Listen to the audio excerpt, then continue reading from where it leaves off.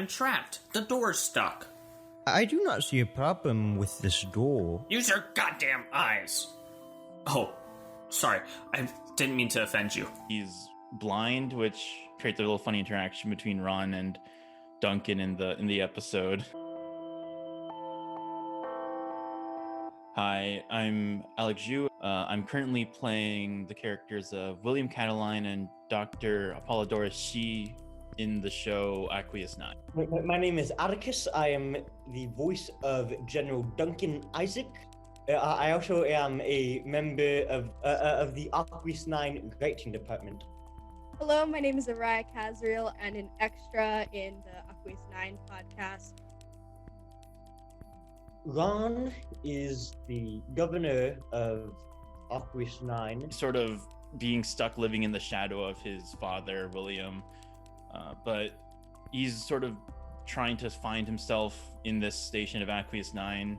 Although he was born into a position of power and he was always destined for great things as a member of the Cataline lineage, he'd rather just reject that and be his own man.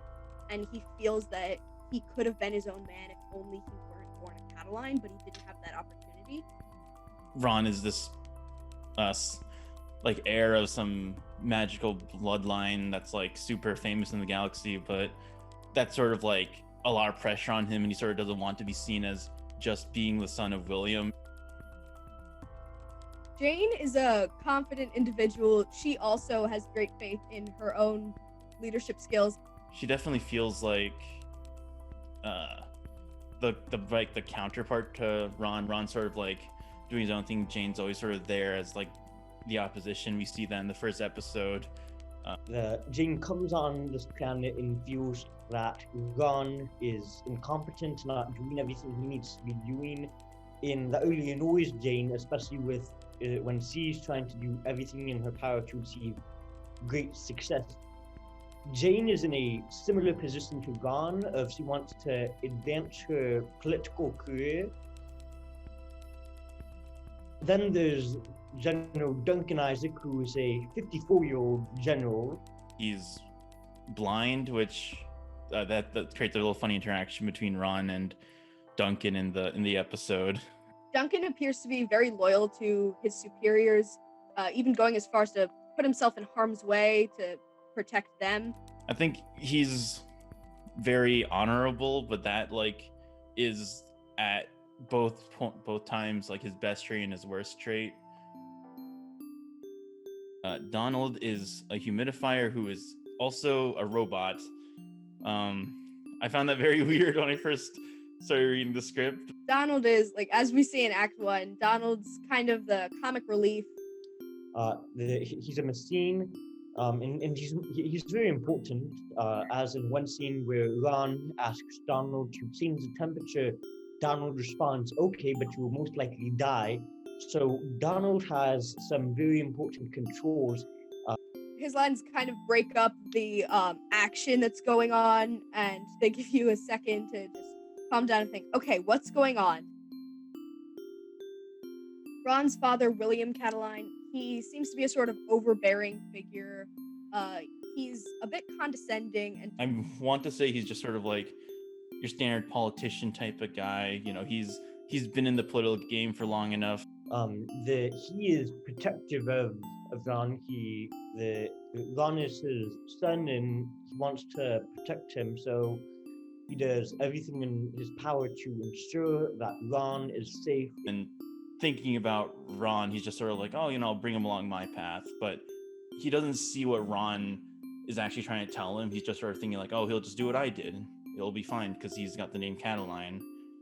He's of the belief that Ron should just follow the path that has been laid out for him practically since birth.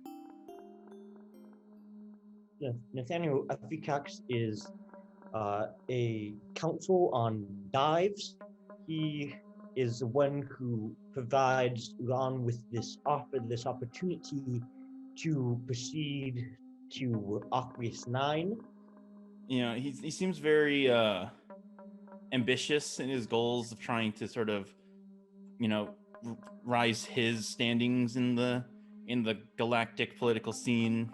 he's a little bit crafty, and he's not always upfront about his intentions. You know, he wants power, and we'll see how far he's willing to go to get it.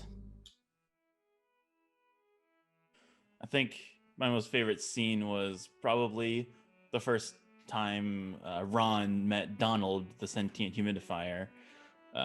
It became very funny with all the slightly suggestive jokes. I found it very more entertaining than it should have been, but that's where I think the magic of it came from for me.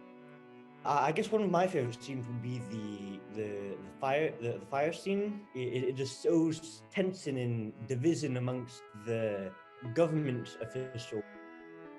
I think there's a set of a few lines. Towards the end, they're talking about Dr. Shi, and Ron asks General Duncan Isaac to subject Dr. Shi to corporal punishment. Ron wants to reprimand him, give him a fine.